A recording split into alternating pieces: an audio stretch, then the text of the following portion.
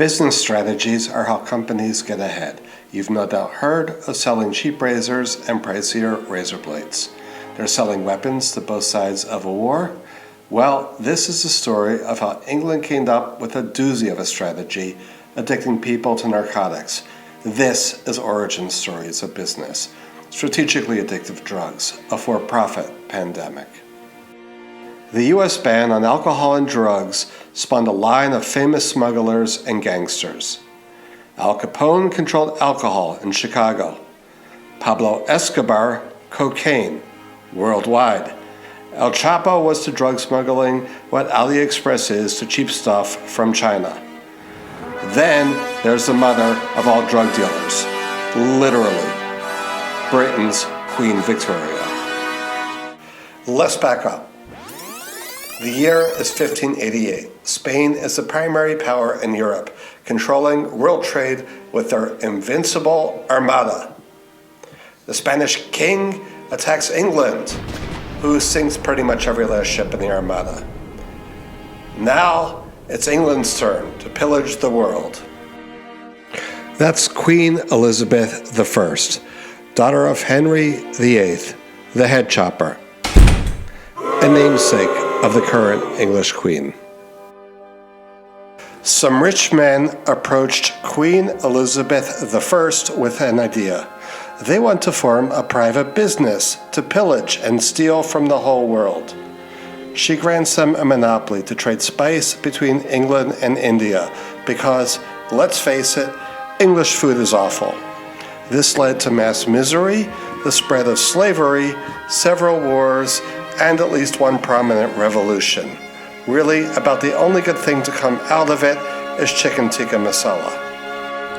The plunderers name their business the East India Company. But there is already a Dutch company with that name, so many call it the British East India Company.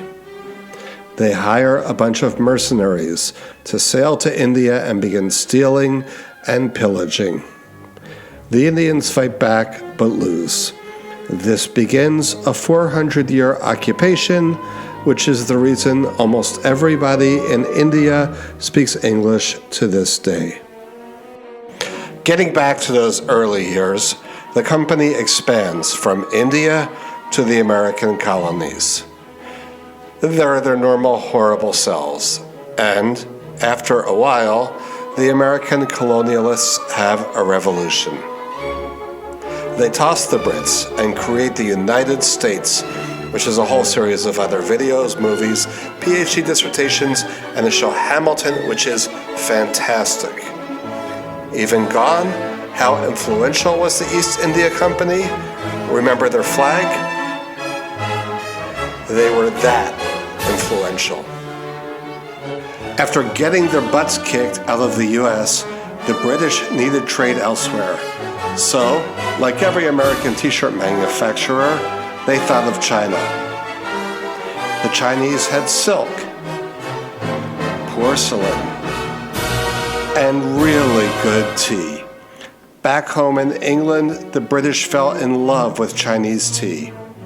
They trade silver from England for tea from China. There were two big problems.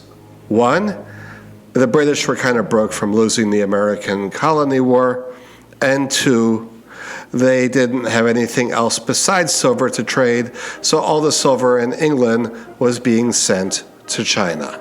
The British needed something to trade that was cheaper than silver and that the Chinese would have to accept. But what? What could that be? Say, I have an idea, old chap. What's that? They're notions that pop into your head sometimes. Sounds positively frightful. Righto. So I think the company should be drug pushers. Tea, silk, porcelain, and addictive drugs? Why? Strung out Chinese will trade tea for dope. That's a fine idea. There's lots of cheap opium in India. One small issue, it's illegal. I reckon it'll cause a crime wave. That's never bothered us before. We're usually the criminals. Jolly good, but this one is different. I think we should find help. Lovely. Probably an Indian. Now fancy a cup of tea. There were three key people. Jamsetji Jijiboy oversaw drug production in India and smuggling to China. Dr. William Jardine headed up the import and distribution of narcotic drugs in China, and James Matheson oversaw the export of the tea and other Chinese products back to England. Jijiboy worked with the English to enslave the Indian locals. They created a mountain of opium. As opium flowed into China, ever more Chinese became addicted. By 1838, millions of Chinese were hooked on opium. The Chinese government said no more and cracked down on the opium smugglers. Matheson lobbied the British government to fight for the right to smuggle drugs. He got nowhere. Jardine, the drug-dealing doctor, sailed to London and used his alternate powers of persuasion, that'd be bribes and threats, to get the English government to agree to fight China. The Chinese were about as pleased as the U.S. would be if Colombia declared war to enable Escobar to keep poisoning people. A war predictably ensued. The First Opium War. The Chinese army was weak. Britain promptly won, which may be why China has built the largest navy in the world today. Rather than help China, the rest of the world demanded and received the same deal. To this day, historic revisionists argue the war was over free trade, ignoring that no country in the world allows the unrestricted import of addictive narcotics. China was forced to cede Hong Kong to the British and pay the smugglers back for the illegal drugs that China had confiscated. The Chinese eventually fought a second opium war and promptly lost that one too. For over 100 years, they lived in abject poverty. To this day, Jardine and Matheson remains a giant trading firm in Asia, employing 464,000 people. Their 2019 revenues were $40.9 billion US.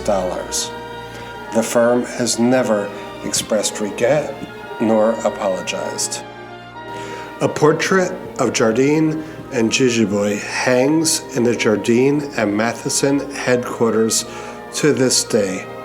Jijiboy's reputation has been turned into some kind of saint, patron saint of the drug lords, maybe.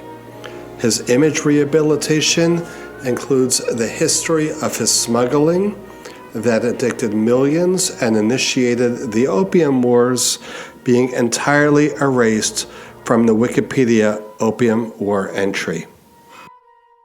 Strategic addiction remains alive and well.